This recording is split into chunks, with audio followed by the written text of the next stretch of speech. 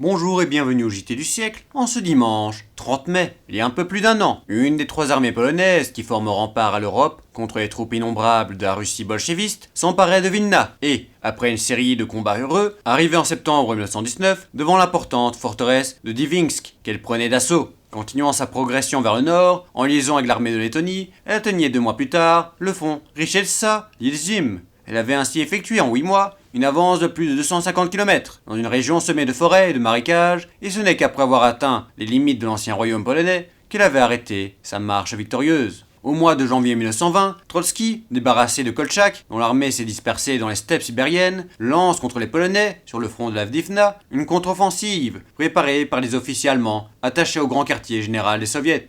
Pendant toute une semaine, la bataille fait rage, de Dwinsk à la Berezina. Les Polonais se défendent avec l'énergie du désespoir, et des régiments, se faisant hacher sur place, permettent ainsi de contenir l'avance ennemie. Il est à remarquer aussi que l'armée des soviets, en portant son effort principal sur la région de Vilna, cherche à reprendre contact avec la Prusse orientale, qui est restée, on le sait, le foyer du pan-germanisme. De Vilna à la frontière allemande, il n'y a guère plus de 200 km. L'armée rouge aurait vite fait de parcourir cette distance, car la Lituanie semble incapable de lui opposer la moindre résistance. Les dernières informations du front polonais sont un peu plus satisfaisantes. Non seulement la 11e armée tiendrait toujours sur la Berezina, mais celle qui battait en retraite sur Vilna aurait engagé une vigoureuse contre-offensive.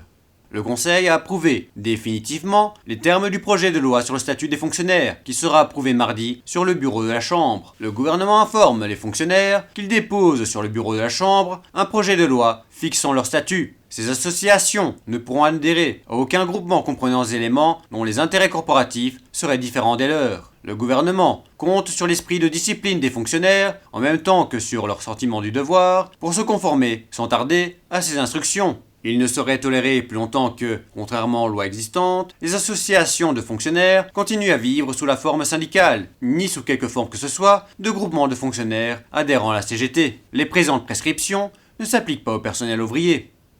C'était le JT du siècle, l'info de notre histoire.